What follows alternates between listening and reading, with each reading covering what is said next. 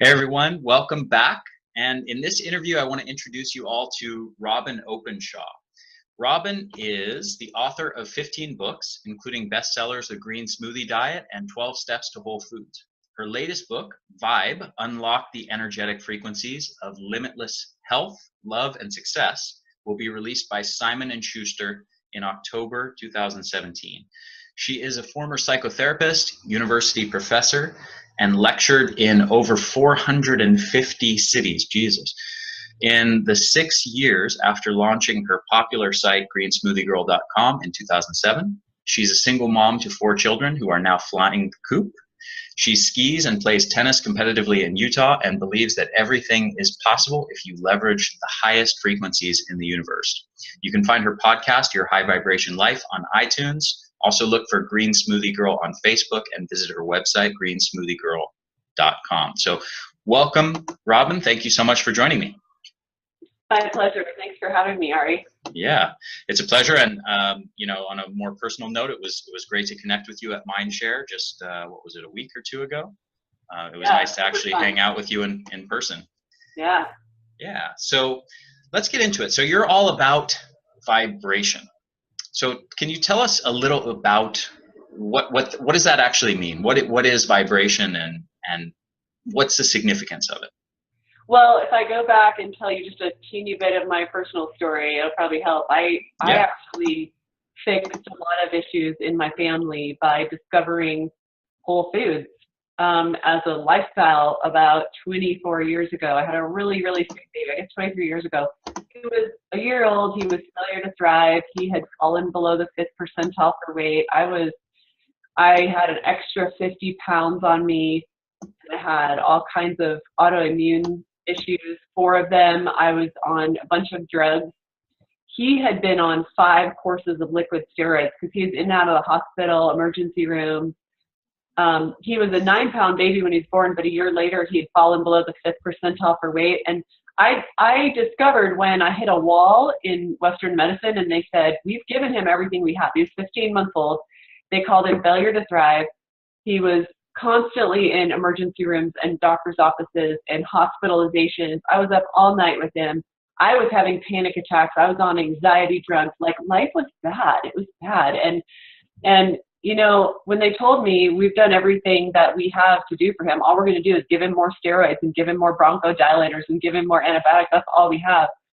I went home and I had a little come to Jesus with myself, and I said, I've got to figure this out myself. There's got to be more than this, because the drugs here, the treatments are as bad as the disease. It was the drugs that caused him to not eat and fall below the 5th percentile for weight. And so I started discovering how I could get my son to eat more whole foods. We threw away all the dairy, all the processed sugar, the flour, the processed meats. Like, we just got rid of it all overnight. Never bought it again. And I started blending stuff up in my blender, and I discovered an early version of the green smoothie. I mean, nobody knew what a green smoothie was back then. This is 23 years ago. And I was throwing sprouts and spinach in the blender. And this was before you could go to Costco and buy bags of organic spinach. I started growing it. We had such a radical health turnaround, like a 180. I ditched 50 pounds. I ditched all 21 diseases. I got off all the drugs. My son was never on another antibiotic again. He was never on another steroid. We got rid of the gas mask that we had to strap to his face to deliver these bronchodilator drugs every 4 hours. Stopped being up all night. It was a miracle. It was an absolute miracle. And I became super convinced that eating a lot of unprocessed whole foods, especially plant foods like greens, vegetables, fruits, legumes, whole grains, nuts, and seeds, it completely changed our lives. And I went on to play sports competitively now all the way through my 40s. And that's not where I was in my 20s when I was, and I had been through 5 years of infertility to even get that kid here. He was a twin, and his twin died. We had been through hell. We had been through all the infertility tests twice. I had been through multiple miscarriages, ectopic pregnancies, like on and on and on. So we turned a corner. That kid went on to lead his team to the state playoffs in 4A baseball. His senior year, he hit 2 grand slams in the finals. He pitched a shutout in the finals. He was named most valuable player, led the state of Utah in RBIs for the whole year, and he's 6'3". This is not a failure to thrive baby. This is not the outcome for a failure to thrive baby that you keep feeding, you know, dairy products full of hormones and antibiotics and steroids. So what we discovered was so exciting. I put greensmoothiegirl.com up 10 years ago just to talk about this amazing journey. I mean, he hadn't even done that yet. He hadn't even had this amazing, like, you know, 2 Grand Slams outcome. It was so exciting. But I also ditched the 50 pounds. I ended up speaking in 450 cities on this topic.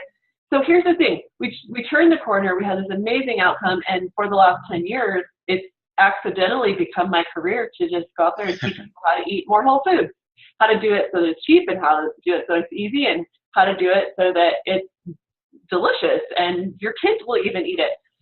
So then I tripped on this saying. So to your question, I tripped on Einstein's quote, "Everything in life is vibration." And I was like, wait, why don't I know this? Why don't I know that everything in life is vibration? What does that even mean? And this was years later, and I felt like the way that we evaluate our food choices, because, you know, industry has taught us to evaluate our food choices in terms of calories and in terms of grams of protein, fats, and carbs. And I was energetically starting to feel, okay, now we're talking the talk of vibe here. But I'm feeling like there's just something missing here. There's some construct that is so much more powerful than counting calories or worrying about how many grams of protein that we eat. And I tripped on this quote by Einstein, "Everything in life is vibration." And a few days later, I tripped on, probably not by accident, a quote by Nikola Tesla, who's, you know, one of my heroes. And he said, if you want the secrets of the universe, think in terms of energy, frequency, and vibration. And I know you're a Tesla geek too. If you look at energy, you can't be missing Nikola Tesla. I mean, this guy was 20 years old, right? When most kids are just out, you know, partying in college these days. This kid was in Europe trying to figure out a way to come to North America so that he could channel Niagara Falls for human energy. You know, just a typical 20-year-old. Yeah, well, I mean, just, you know, in between his studies and whatever. And somehow he managed to make that happen. He got robbed on the boat. He shows up on the East Coast of America with 2 pennies in his pocket and a letter of someone there introducing him to Thomas Edison. And so he works with Thomas Edison for a few years. Thomas Edison makes him a big, bold promise. If he solves this unsolvable problem, then he'll pay him $10,000. And so Tesla just geeks out and works 18 hours a day. And he actually solves the problem and goes to Edison and says, here's the solution. And it's this massive equation. And Edison is like, oh, I guess you don't understand our American humor. I don't have $10,000. So they have a big fight. And they fought over alternating current versus direct current for years, very publicly. Point is, he did what he said he was going to do. He actually channeled Niagara for energy 10 years later. And what has evolved since then, this whole field of quantum physics, I don't think we were ready for it in the time of Einstein and Tesla. They were so ahead of their time. You know, neither one of them really made a lot of money from their discoveries. But, you know, now, fast forward, we're now ready to understand what it means that the secrets of the universe are found in energy, frequency, and vibration, and apply it to whether we're healthy and whether we're happy.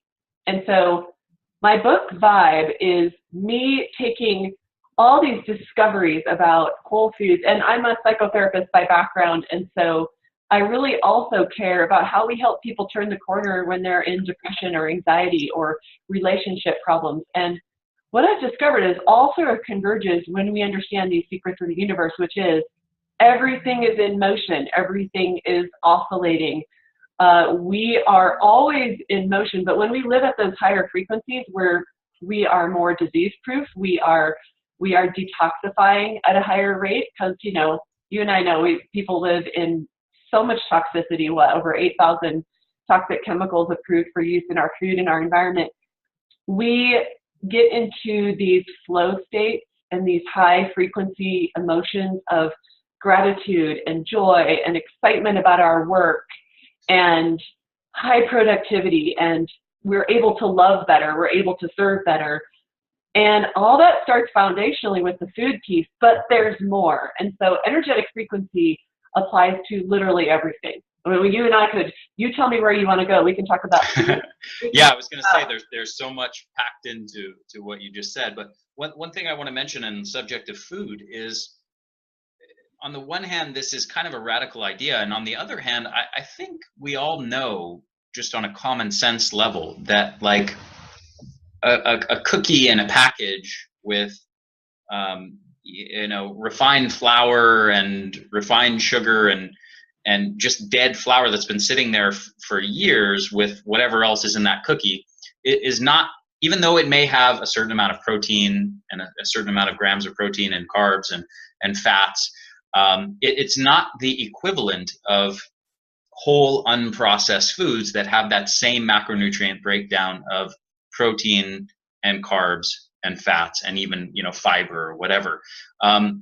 I think we all know, just on a common sense level, that it's not the same, yet we don't really have the scientific framework to kind of articulate why that is. And there's been various theories as to why it is. Like, some has to do with the photonic energy.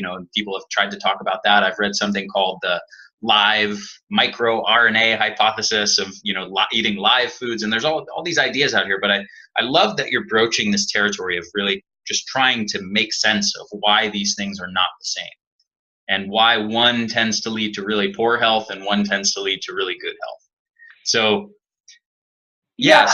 and those, like, if you look at the old physics, Newton's physics, and Einstein and Tesla's physics, or quantum physics, where everything is energies, and our atoms are exchanging electrons with other beings. You and I are exchanging energies right now, but we're exchanging energies with people who might be 1,000 miles from us or all the way across the globe. Quantum physics has proven some amazing things, but basically we can move into the quantum era. We can apply these principles of quantum physics, and I can talk about like maybe my one or two favorite principles of quantum physics that apply to what foods we're choosing and what we're doing with our emotional states, if you want. And I can even tell you like the energetic frequencies of a healthy human being, and I can tell you some different substances, both medicinal and food, that help you understand the impact. If you look at food, emotional states, what we're doing with our thoughts during the day, during our idle time when we're in the shower or we're driving, if you look at medicinal substances that we're treating our symptoms with, if we look at them in a quantum way, vibrational frequency is really so much more powerful of a construct than this old, counting calories things. That's so 1961, Mm-hmm. So talk to me more about that. So what does quantum physics have to do with the food we eat?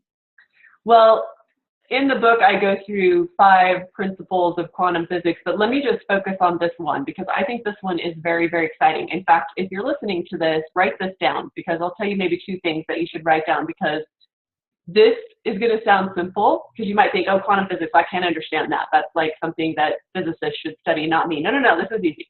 Here it is. Write this down. A substance of a higher frequency can cause a substance of a lower frequency to increase. Okay, so a substance could be you are an organization of energies, or me. It could be a synthetic drug or vitamin. It could be spinach. It could be anything. It could be, there's a vibrational frequency to the chair I'm sitting on. And this is measurable, and we could talk about all the different ways that people have measured energetic frequency. It's not super standardized. We can measure it in biophotonic emissions, and I could start telling you numbers about that, and it won't make any sense to you. So we will leave that one, and we can talk about gas chromatography, and you'll be like, that doesn't mean anything to me. We'll leave that one. But in high school physics, we all studied the electrical systems measured in Hertz, right? So let's talk about the measurements of Bruce Tyno. I like to talk about his stuff because he actually was measuring things like a healthy human being and a sick human being, a human being with end-stage cancer, vegetables, meat products, essential oils, synthetic drugs. These are super practical things. So let's talk about that for a minute. He was measuring things in Hertz, and we understand that unit of measurement. So I like to go there first, because this is really simple. So you wrote down, hopefully, this principle of quantum physics, which is a substance of a higher frequency can cause a substance of a lower frequency to increase. And what's so exciting about that, Ari, is that we live in an age where we're energy exchanging in ways that nobody in the history of mankind has ever done. Like what we're doing right now, right? These are like little data bits going across wires right now. And we're energy exchanging, and you are energy exchanging because you have this powerful platform where you talk to people about energies, and you're talking to potentially thousands of people, and you are either raising their vibrational frequency as you talk to them, so that's a form of energy exchange, or lowering it. So you're a substance of a higher frequency, you have a potential to raise other people's frequencies. That's really, really exciting if you think about it. But so if you wrote down that principle of physics, let's write down this number right here. A healthy human being, Bruce Tyno out of the University of Washington, who did these measurements, he's deceased now, but he measured lots of people who, as far as I know, are healthy, and they measured between 62 and 68 Hertz. Now, 62 to 68 Hertz of energy, so hopefully you wrote that down. Let's talk about some other substances, because if a substance of a higher frequency can cause a substance of a lower frequency to increase, the correlate of that is true too. So we can either lower or increase. And so you have this incredible power by getting to talk to people on your podcast. That's amazing. And so like, what's your responsibility? So we could like go to that. We could talk about food, but we could also talk about what your responsibility is when you are engaging with other human beings. Mm-hmm. You can drag their frequencies down 10 Hertz in 2 minutes of conversation. Yeah. And I think we've all certainly experienced those energy vampires. Yes, but you also have the power to inspire and provoke change and get people into higher frequency states. I mean, love, gratitude, joy, flow in our work. These are the grounded frequencies. These are the flow states. These are where we are not wildly fluctuating, and they're where they're high. That's probably the biggest thing. We want to be in the high frequencies. And the low frequencies, we already know this. We already know how they feel. I'll just give you guys all a second as you're listening to this to think of what you think the low frequency emotions are. All right, here's where they are. Because you can measure what happens when you take a person into these states, and the Heart Math Institute has done some amazing work where they can actually put people into these, have them sit there and think about something that makes them very angry. So obviously anger, fear, anxiety, shame. These are really low vibration emotions. But if you and I, Ari, right now, we were sitting in the same room, so we're in each other's energy field just by literally by physical proximity. So think back to that first principle of quantum physics. We're in the same room, but we're not talking and we're not looking at each other. But I'm hooked up to an ECG and you're hooked up to an EEG. So they're measuring your brain waves and they're measuring my heart waves. As I go into a state of gratitude or love, and I am emanating that, your brainwaves pick it up. And we're not looking at each other, we're not talking to each other. And you know how you and I were at this conference, and I told you this, like I sought you out, you and our friend Susan, because there were all these jangled energies, and I was in this big room full of everybody's cell phones, which, by the way, is a really great way to lower your frequency, is be around your Wi-Fi and have that in your energy field. So if you're going to have your phone in your energy field, please turn off the Wi-Fi, put it on airplane mode so it's not pinging you with low frequencies and chaotic frequencies. It's just not conducive to living a higher vibration life. But anyway, okay, so 62 to 68 Hertz of energy is where a healthy human lives. Now, a genius human brain, they've measured in the 80s. So higher optimal functioning is associated with higher frequencies as well, those energies. I'm curious if you like have a device where you covertly test people that you're around. You know, step two, I bring this book to public consciousness, and step two is I want a Fitbit. I want a Fitbit because you know you and I talk about. I go back to why did I seek out you and our friend Susan Pierce Thompson? Obviously because I have phenomenal energy. Hello. Bam, right there. That's what I'm talking about. Thank you. And of course the feeling was mutual. Yeah, and it was very grounding for me. And I told you guys that a couple times. I was like, this is what I needed, because I'm in this big room with everybody talking to everybody, and I'm having 2.5-minute conversations with people, and getting to just sit, and Susan's drinking her cup of tea, and I'm having my granola and piece of fruit, and just having a grounded, in-depth conversation can be calming and exciting. We talked about things that are exciting and groundbreaking and, conceptual, and that affect our quality of life, right? It was just a great conversation. And we reached a consensus on green smoothies, that they're good for you.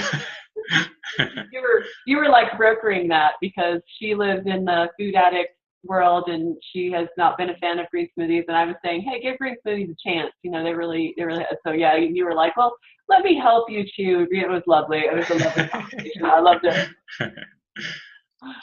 So what about let's talk a little bit more about some of the specifics around nutrition and vibration. So what have some of the, have people measured some of these different foods, and what were those measurements, and what does that mean as far as relevance for human health? Yeah, I'm glad you asked that, because I just started to touch on it, that a healthy human, 62 to 68 megahertz. If you don't drink alcohol and your liver is really clean, you might have a liver that's resonating at high frequencies, or vibrating at high frequencies. You might have a genius brain in the 80s. But a person who is very near death could be as low as 25 hertz. People with candida overgrowth, he measured at 50-something megahertz. Epstein-Barr a little bit lower than that. So you saw, as you see progressive disease state and more chronic disease and more years spent in disease state, you see lower and lower energies. But to your question, a glass of green juice is about 75 hertz of energy. So I know you're like doing this interview, so you didn't write down that little principle that. No, I got it. 62 to 68 for a healthy human. Ding, ding. I'm with you. So you drink a glass of green juice. What's the effect here? What are you getting from this? High vibrations, dragging it up. Yeah. Yeah, so that's an example of the power of our foods on our energies. And we don't have to talk about principles of quantum physics to know when we drink a glass of green juice, we feel amazing. And it could be a green juice, it could be a green smoothie, you could eat a big giant platter of salad. I don't care how you do it, but greens have the highest electromagnetic frequencies. And if we're going to set the calories aside, and we're going to move from 1961 into 2017, and we're going to talk about the energetics of food, how much light they're emitting, what the hertz of energies are that we're then absorbing, and it's raising our frequencies. We got to look at greens. We got to look at greens and vegetables, and almost everybody is deficient in them. Okay, now I'm going to say something to you that is going to make people think that I'm trying to make them a vegetarian and a vegan. But remember, this isn't my science, and I actually don't, I'm going to just qualify this by saying I really actually don't care if anybody's a vegetarian or vegan, and I don't really enjoy the labeling, the file foldering that we do to put like diets on people. You already know my philosophy on that. Yeah. But what do you think the hertz of energy is of chicken, beef, pork, and fish? Well, I would be cheating if I answer this question, because I already know the answer since I heard you speak from stage just a couple weeks ago. But of course I remember. Yeah, I have a little bit. Well, you're my friend, so of course I put a little special emphasis to remember the things you said. So, but you tell everyone. I don't want to cheat here. No, I want to know if you remember. Oh, you're going to test me. I believe what you said, and this is a good test to see how good of a friend I am. I believe you said pork was 2 hertz. Oh my goodness. Not only do you remember that it's 2 hertz, but you actually remember the specific example I gave, which is a pork roast.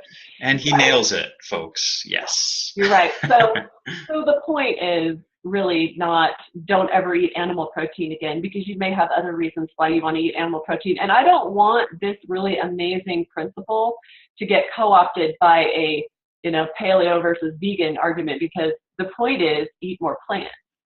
The point is you eat low on the food chain, which is good for the planet anyway, and you feel good when you eat more vegetables. that's my point. Whether you're going to be a vegetarian or not, I really don't care. But we already know from the meta studies that we're all deficient. Almost all of us are deficient in fiber and micronutrients. Okay, those are Newton's principles, sort of.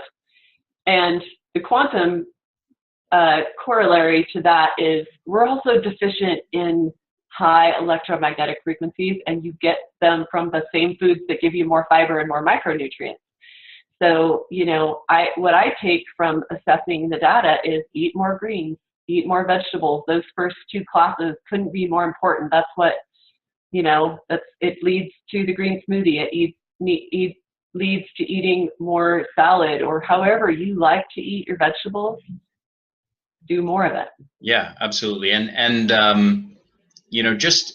want to mention one point, which is, as far as how all of these ideas mesh with the scientific data, the one consensus, among all these different dietary ideologies, everything from paleo to the Mediterranean diet, to the DASH diet, to the South Beach diet, to vegan, high carb, low fat, to keto, super low carb, high fat.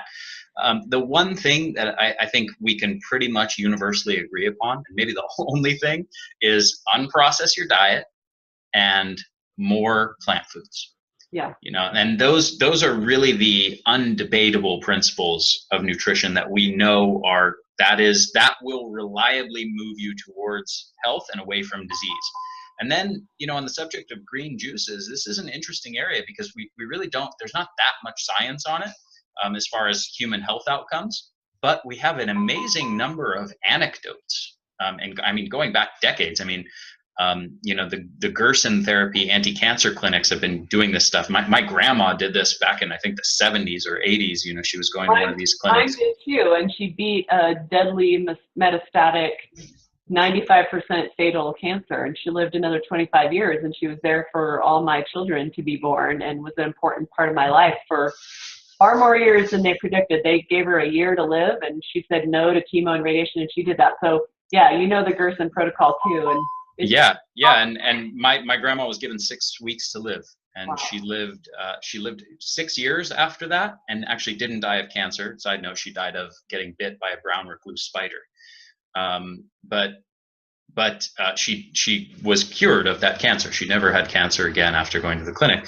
Now, there's obviously lots of variables at play here, but green juicing has a track record of just an amazing number of anecdotes of people saying it healed them, it cured them. And I think what you're getting at is maybe an explanation for why we have so many people saying this stuff really works.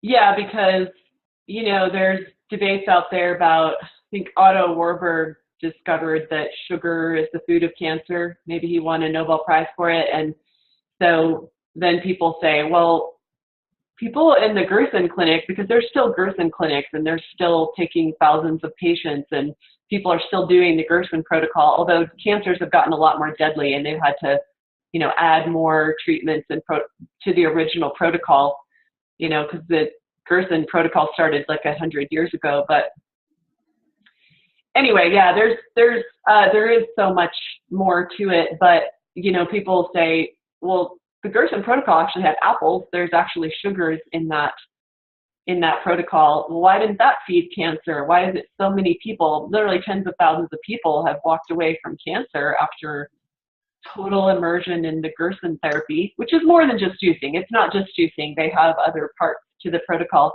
to starve out the cancer, completely oxygenate the body because cancer hates oxygen, alkalize the body because cancer thrives in an acidic climate, starve the body of any processed sugar. But you know what? There was apple juice, and they did drink it. My grandmother did, and I'm sure your grandmother did, and people still get well. And so obviously there's a difference between the sugar that comes from a green apple and the sugar that's in a Sprite. Mm-hmm. And again, and as far as the current state of the science, we really don't have a great way of explaining why that is, why there's a difference in the effects of refined processed sugar versus sugar that is consumed in the form of whole fruit. What we do have is like actual human health studies that show, hey, refined sugar consumption is linked with so-and-so diseases and obesity and so on. And then, fruit consumption is not linked with those things and is in fact linked with the opposite. But no one, even though we have those studies, I think we really don't have an adequate paradigm or scientific framework to explain the mechanisms behind that, why that is. And I think what you're getting at is one way of that kind of makes sense of that. Yeah. So let's get beyond nutrition. Let's talk about emotions and human psychology. And I guess, what does that landscape look like, of how this concept of vibration relates to the world outside of nutrition? There's so much to that. That's why I wrote a book on it. There's so much that we could cover, but I think all of our goal is to, if we can frame it in this energetic construct, all of our goal is to live a higher vibration life and help other people do the same. That's certainly my goal. I used to say my goal was to be healthier and happier and help other people be healthier and happier. And then when I discovered that everything in life is energies, I now think of everything. I wish when I was in grad school, you're about to finish a PhD in clinical psych. I didn't finish my PhD in clinical psych, but I did practice as a psychotherapist in the prisons, in the state hospital, in a halfway house, at a state hospital, and helping people out of their relationship struggles, out of their low points of their lives. I wish I had understood at the time that I was practicing as a therapist that emotions are just energies in motion, and that helping people get unstuck energetically is key to getting out of that irrational obsession with the past that is depression, and this irrational obsession with the future that is anxiety, and helping them get free of toxic relationships, whether it's solving the negative vibes in their ways of communicating with each other, or just getting free of someone. Sometimes that's the right answer. When someone isn't willing to go with you to live at healthier frequencies, then opting out of relationships can be helpful. But I wish I had understood all these higher principles back then, but none of my constructs would have given me that. None of my Gestalt and Freudian, Jungian behaviorism, none of that would have helped me here. But understanding energies and how they get stuck. I mean, energies get stuck and literally trapped in proteins, in a toxic emotional state, just like things get stuck physically in a toxic physical state in the body. I mean, obviously we don't want our 30 feet of gastrointestinal tract to get stopped up, or we're going to be dead pretty soon, or have colon cancer or something very dire.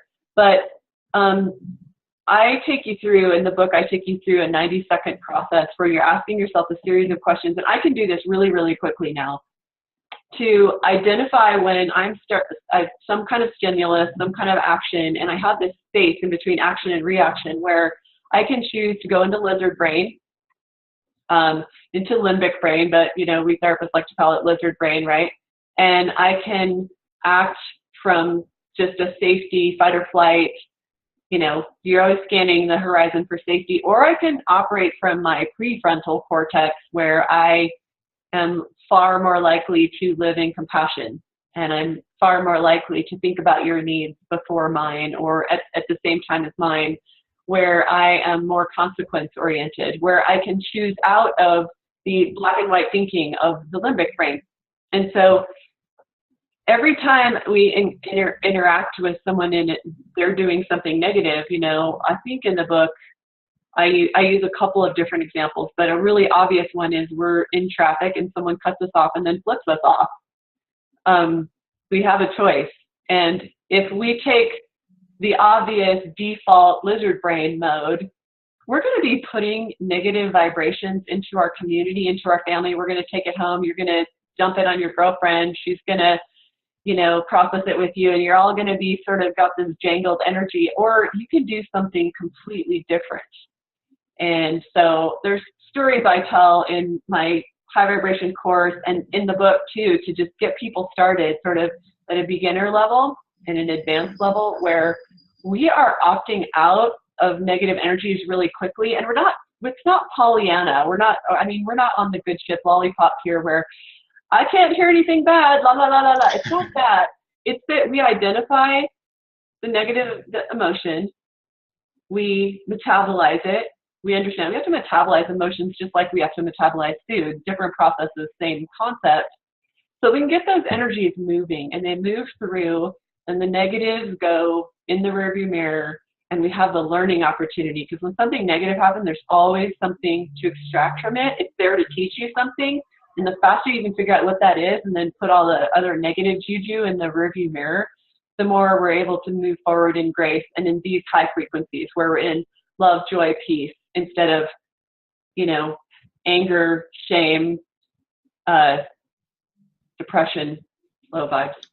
Yeah. So on that, you gave the example of like someone cutting you off on the freeway and you having, that instinctual reptilian brain response of like, I'm going to go tailgate this guy and, flip him off and get back at him in that way. So how does one actually change that? How does one disrupt that reflexive response and become more conscious in that moment and break that reflex and then, choose to enter more high vibrational patterns?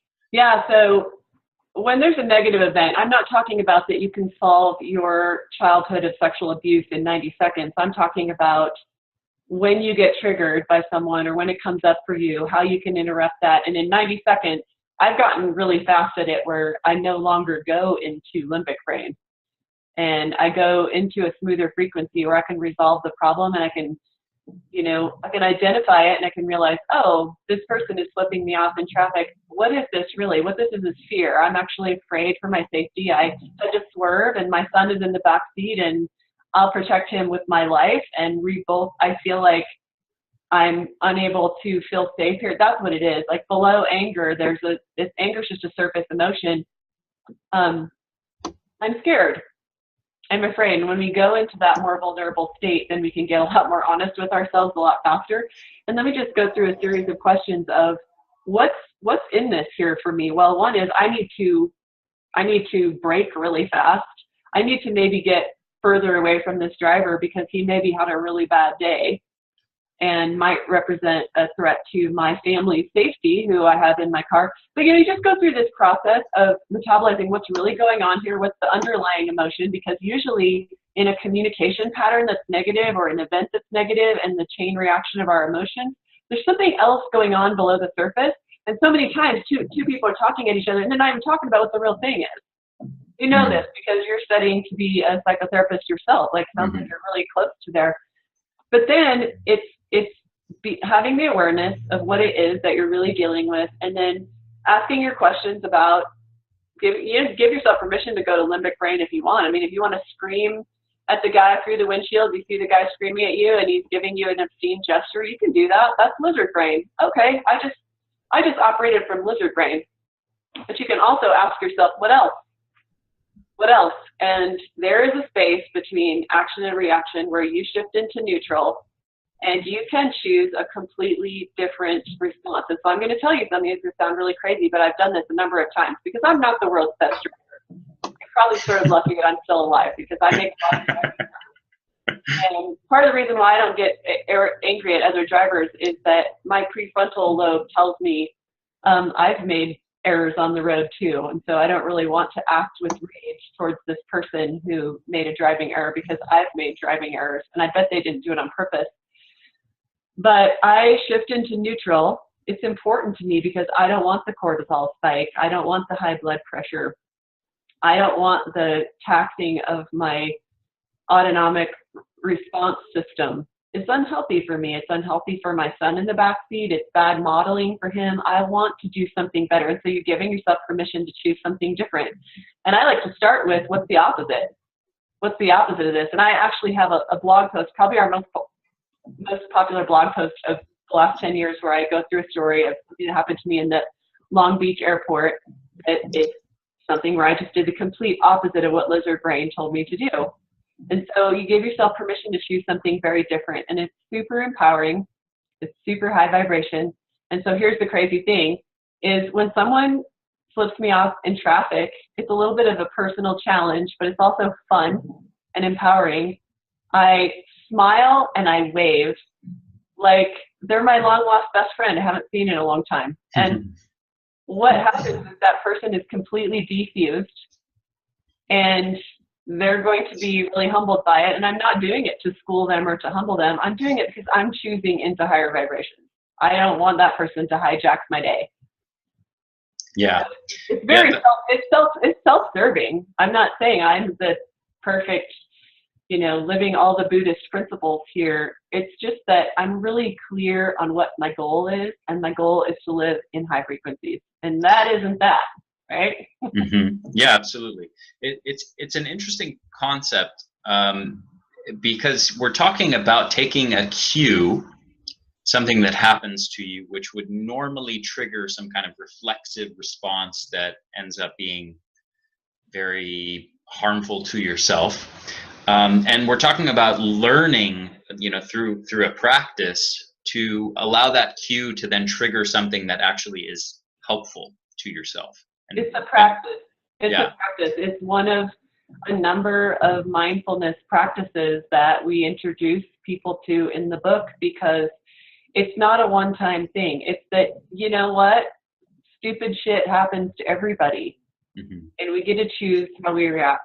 And we get to choose how long we're going to stay in the negative emotion. Of course, we all have negative emotions. Like I said, I'm not Pollyanna. And I might even process something negative that's happened to me with other people. But my goal is, if I tell you something crappy that happened to me, Ari, there's going to be a purpose to it.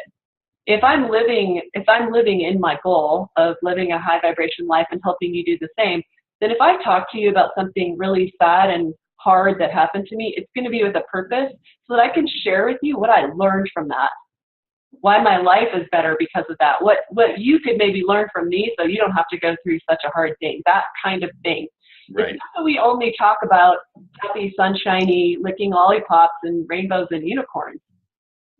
It's that if you do bring up something that's more negative, it has some purpose of at least resulting in something positive. Yeah. Yeah. So how does one tell if they are more of a high vibration or low vibration person? In the book, we have a chart of the high frequency emotions and the low frequency emotions, and they all have a word attached to them that we kind of have a common meaning around. And we have you actually numerically rate how often you experience these states, and then identify which ones you're really deficient in. And when you're meditating, you're releasing those negative frequencies. You're getting very clear about when you experience them and what to do with them. So there's a number of tools we have to help you figure out how high or low you are. We actually had a quiz on this that we just tested out. We shared with our Facebook audience, and they got mad if they got a low score. So we're not doing a quiz on Facebook anymore to help people understand like how high their vibe is, because nobody wants any bad news. But what we do in the book now is we help people identify. We actually do have a quiz, but it shows you all of the different areas of your life that you can go through an assessment. It's a 14-question assessment. And then if you're not as high as you want to be, then you can see the areas to work on, because food is one of them. And you might be like, I know somebody who's happy and positive and has wonderful relationships and an incredible career, and they just eat out of the drive-thru and drink soda all day long. And when somebody says something like that to me, I always think, yeah, but what would they be accomplishing, and who would they be if they ate high vibration foods? Right? Yeah, absolutely. So maybe you have a super clean diet, but maybe we've got some work to do to help clean up your emotional energies, or the way you communicate and the way that you use words. We go through a word detox. There's a lot of different things that we can go through to help people out of their energetic funk. Yeah. So we talked a little about kind of like an isolated incident, let's say like someone cutting you off on the freeway and kind of interrupting that pattern. What if someone is in like a constant state of depression, anxiety, of some of these low vibration emotional states? Where do they start kind of to make progress in their life? That's so individual. That's so individual, and they're going to read the book and they're going to see areas where they just know intuitively that's a place I can start. And this is actually an old Newtonian principle of physics, but bodies in motion tend to stay in motion. You've heard this before. Mm-hmm. And so when you put something into play, you get movement. And doing the first thing, just whatever first thing resonates with you, and you go, oh my gosh, I need that. Or, oh my gosh, that would be easy and I've been wanting to do that anyway. Or I know that that's the one that I need. One of those things. Pick one, because the steps that I then want to put you through, because we're addressing literally everything I know to raise your frequency, whether it's 1 hertz or 10 hertz. As you put one into motion, the second one's easier, because bodies in motion stay in motion, tend to stay in motion. And so put one into play, whatever one resonates with you, because I trust your intuition. Your intuition is powerful, and the things that you know, and you just know that you know, but you don't know why you know. Mm-hmm. Are you old enough, Ari? I know you're not yet 40, but between 40 and 50 is when I started to realize that the things my gut has been telling me, my intuition, my energetic understanding, have been as important as all the books that I've read. Have you like started to realize how powerful your intuition is? Yes, I have. I would say to some extent, and I tend to even be, I'm such a skeptic and such a science guy that I tend to even be skeptical of some of my own intuitive rumblings. But interestingly enough, as a quick little story, at Mindshare, at the event we were at a couple of weeks ago, as I was walking out, I met someone introduced me to someone else, and the guy was kind of interesting, and I got the sense he was somewhat knowledgeable, but there was this little voice inside me that like kind of had a vibe. Like I was looking at the guy and he felt like a used car salesman to me. That's the easiest way I can put it. Like he just had that vibe to me that just he didn't come across as authentic and genuine. And sure enough, I later had a very unpleasant interaction with him where he tried to like pitch me on something that I wasn't interested in. And just kind of, he, to use your language, he was not vibing with me very well. And it's just funny in hindsight, because I had this clear vision of him like as a used car salesman when I first met him. And so it was funny to see that play out, like, oh man, I guess my intuition was right. But yeah, I'm learning to become more trustful of those. Yeah, and as you understand energies, and I realize it's a hard sell for a science guy like you, and I love science too. I used to be like, show me the double-blinded, placebo-controlled longitudinal study, right? And I still love science, and I love a meta study more than I like a single study. And I as an undergraduate was a research intern, and so not dismissing any of those things. And quantum physics is very grounded in science, but you might go down a little more woo path. As we get older. A lot of the things that I'm talking about right now, I realize are a hard sell, but they are things that are profoundly powerful once you realize that when you build, for instance, your cells out of higher frequency materials, you're more attracted to higher frequency foods. And so people who are just like, I don't like green smoothies, they taste yucky to me. I'm like, well, that's a starting place. That's a good awareness. But here, let me help you make a green smoothie that tastes good to you. Where you are in 5 years, if you just commit to taking these baby steps, is a completely different place. Because I'll tell you what, a green juice, no fruit in it, just green juice. And my 17-year-old son is the same. He loves the green juice that we get. We have it delivered from a juice place nearby. And I know I'm so lucky. I know I'm lucky. But we also make our own green smoothies. But it's just greens. Like the whole thing is just organic greens. Might be cucumbers, celery, kale, chard, and we have a little bit of ginger and turmeric in it. and sometimes some lemon juice. If there's any fruit in it at all, it's a little bit of lemon juice because it's really alkalizing in the body. And we feel absolutely amazing when we drink it. We know intuitively that it raises our energies. And, you know, there are so many reasons why to do these things that are more than getting more fiber in the diet. Beautiful. Yeah. And I think, you know, just to ground some of that in practical experience, we know that so many people who start to make healthier choices with what they're eating, you know, at first, even though they're painful and disgusting, all of a sudden 6 months, a year later, it's like, I actually really like this now. Yeah, and I remember where I was going with that is that I would not have been attracted to those foods in the beginning when I was eating the standard American diet. But it actually, if you'll go one more woo with me, you go to woo-woo, we started at woo, is that as our cells are built out of higher frequency materials and we are literally vibrating at even a few hertz higher is radically different in terms of your productivity in your work. But here's another thing, that whole law of attraction thing, like I don't want to talk law of attraction because everybody rolls their eyes because that, you know, that movie The Secret 10 years ago, but it's absolutely grounded in principles of quantum physics that when we are higher vibration, we are attracting more stuff. And you've seen it happen. If you've been thinking, like whether anybody's ready to hear this today or not, notice this, that when you are in flow, when you are feeling gratitude and love, you start expressing it more. I already told you about the Heart Mouth Institute, that, you know, what's happening in my heart is picked up by your brainwaves. There is more out there that we don't understand, and it's really very exciting. But we are literally attracting more opportunity. We're attracting more money. We are attracting more high-quality people. We're having higher vibration relationships with people. We have better conversations. We have better sex.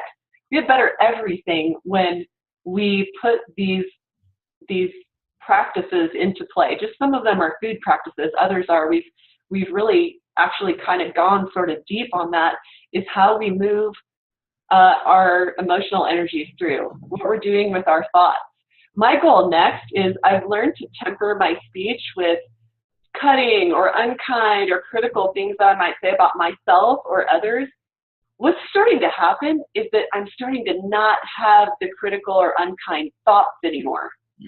That's when it starts getting really cool. And that's my goal, is that I get so precise with my speech and staying in high vibration speech patterns and thought patterns that I literally don't have unkind thoughts towards myself or others. How about that? Yeah, that's a beautiful thing. And I can say that I've noticed that same thing myself. Is over the last several years, I've really made a conscious effort to minimize any, like when I'm speaking to any other person, to minimize any expression of negativity, whether about myself, about them, about anyone else, and just gossiping negatively. And I really feel it has changed my, I guess you could say my vibration, or you could say that, you know, that the neural pathways in the brain, as far as I just find that I don't have as many negative thoughts anymore. It's not so much that I'm censoring it all the time, it's that they're not coming into my brain. They're not even entering in my awareness nearly as much as they used to. It's really exciting. And what's kind of the global principle here is that as you start addressing and taking responsibility for the emotional energies or the thought energies that you're putting out there into your energy field that other people are picking up on, you're going to be more attracted to healthier foods. As you eat healthier foods, you're going to find it way easier to get into a state of gratitude and remember all the amazing things going on in your life. Mm. You'll think, I haven't experienced anxiety in days or weeks, which is a pretty big deal if you're like me and you grew up. I grew up, I didn't sleep.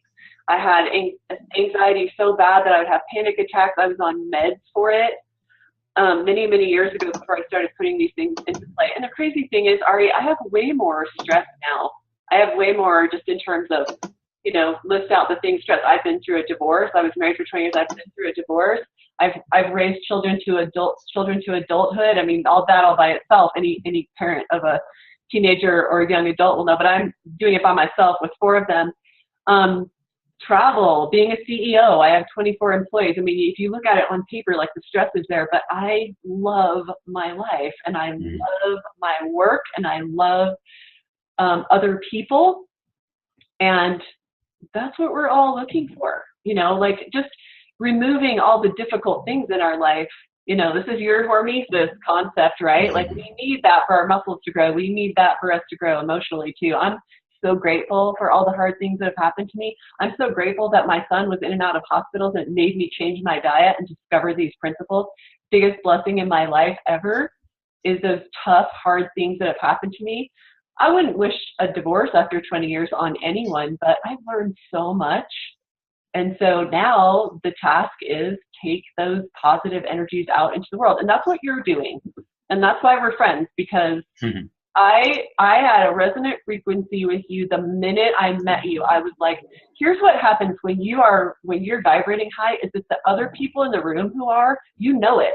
You don't even have to exchange very many words with them. But you know, in these conferences that you and I go to, everybody wants to do a deal with everybody else, and you're figuring out who you're going to collaborate with and who you're not. And you're a very powerful guy. You have a powerful platform, and you're teaching people about energies, and what you're teaching people actually has the benefit of being true. And I love how you dig to the bottom of all these concepts, and you're going to have more and more and more opportunity. And you're young, and you're a dad. Like, you have so much to bring to the world right now. And if you start to trust that you resonate with people, or that somebody feels like, you know, snake oil salesman to you, and you trust that, that's, you know, because you don't always have a science textbook to go to of, should I work with you, snake oil salesman here? And so, you know, our energies bring the right people to us. For sure. Yeah. And thank you so much for the kind words. I really appreciate that. And it's been a very cool experience. You know, when I first came up to you, I already knew who you were. I was pretty sure you had no idea who I was, because I'm kind of the new kid on the block. And I came up to you and I'm like, hey, I just wanted to introduce myself. And you're like, oh, I know who you are. And that's just, it was cool to have that experience. And I had wanted to meet you, and it was just cool that we were already kind of vibing, you know, right off the bat. Well, and those words, you use those words, vibing and resonating, and people use those words, and I want them to know what they mean, because they mean something real and they mean something powerful. Yeah. Awesome. So can you give like 1, 2, maybe 3, if I get greedy, like actionable pieces of, you know, strategies or things that someone might do in the next hour or the next day or so to raise their vibration? Yeah, I haven't told you this, Ari, but we're giving any of your followers who want it a free copy of the $26 hardback book coming out if they want to chip in the $9.95 shipping and handling. But not only are we giving it, we only till it publishes on the publication date of October 10th, 2017. Then you can just go get it on Amazon if you want. But and you can go to, is it okay if we have them go to the energyblueprint.com/vibe? Yeah, let's do that. Okay, so let's have them go to the energyblueprint.com/vibe. And if you pre-order the book, since you have to wait for it, this is answering your question, believe it or not. Chip it on the shipping and handling, and we'll send you a free copy of the book, as long as we haven't sold out. I'm buying 500 copies of them. But we're going to send you these 3 videos, and any one of them, this answers your question, any one of those videos, and they're yours to keep. These are really cool videos. One of them is, I call them 5-in-1 vibration raising exercises. One of them is, it's 10 minutes of yoga flow by my yoga teacher. And she does 10 minutes of yoga flow. You're literally wringing toxins from your spine, but yoga is a great frequency raiser. But at the same time that you're doing this 10 minutes, I have done a voiceover of a gratitude meditation that I wrote, that I love, to take you to that high frequency. So that's the second thing you're doing at the same time. At the same time, if you can, depending on the weather, go outside and put your feet on the ground, because the core of the earth is 528 Hertz, and it's very healing for humans. And it allows you to discharge these dirty, chaotic energies, these electrons you don't need, into the ground, and pick up pick up antioxidants, being in contact with the earth, not with your shoes on, but bare feet. I don't care if it's sand or grass or dirt. That's the third thing. You are charging your battery. We are electrical beings, and you're charging in the sunshine. If there's any sunshine, that's going to benefit you as well. And while you're doing these yoga flows, you're taking 30 deep breaths. You're oxygenating. These 5 things all at once, super powerful. So there's your answer. That's your actionable. And the second one is a Tai Chi exercise, and you're doing those same things with the Tai Chi, but very powerful for raising your energies and grounding your energies. And then the third one is an energy release exercise by an energy healer friend of mine. And so any one of those 3, and you're doing those five things at once, and they sound like simple things, and they might even sound a little bit woo, but I'm telling you, I do one of these things every day. In the middle of the day, I take a break. Sometimes I'm on the phone. Sometimes I don't do the whole thing. But, you know, if you don't have to be sitting in front of your computer, if you're on the phone, go outside and put as much of your body in contact with the earth, and tell me it does not make a difference in your energy. So that's your answer. Those are some really quick, they're free, actionable things you can do to start raising your frequency today. Beautiful. I thought I was getting greedy asking for 3 tips, and I think you just gave, I think just the first tip alone had 5 strategies in it. So thank you. So what's the deal with your new book? People can get it. We'll set up a link for them at theenergyblueprint.com/vibe. And they just have to cover shipping, basically. Is that how it works? Yeah, they pay $9.95 shipping and handling. That only works through the date that we publish it. So that will be available through October 10th. But on October 10th, you can still go through, and I'm sure we'll have some great freebies for you. But the free book is only through our publication date. Simon & Schuster releases the book on October 10th. But those 3 gifts, the 3 videos, we also, because you're gonna have to wait a little bit for the book, we also pull out the 7-day detox that's in the book Vibe.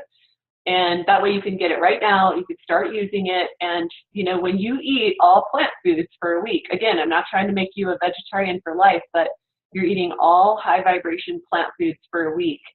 It's a great experiment in what eating lots of plant foods actually does. When you clear a bunch of junk out of billions of cells, amazing things happen energetically.